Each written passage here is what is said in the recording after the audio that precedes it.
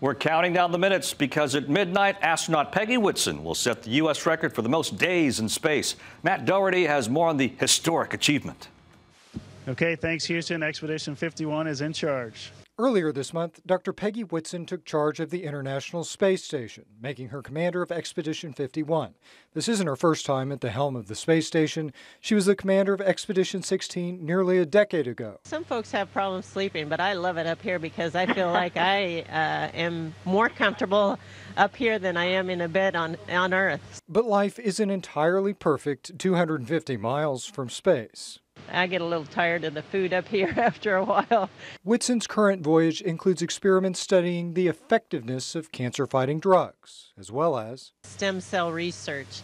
Scientists on the ground are looking at if they can proliferate stem cells better or differently in zero gravity.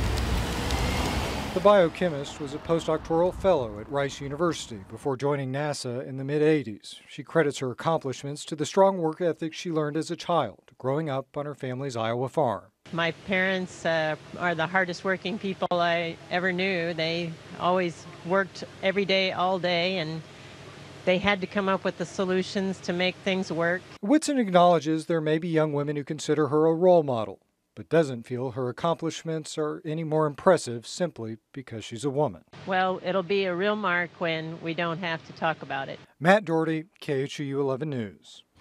President Trump and daughter Ivanka will make a special Earth to space call to congratulate Whitson tomorrow morning. The astronaut isn't expected to return to Earth until early September. That means for this mission alone, she'll have been in space for 289 days straight.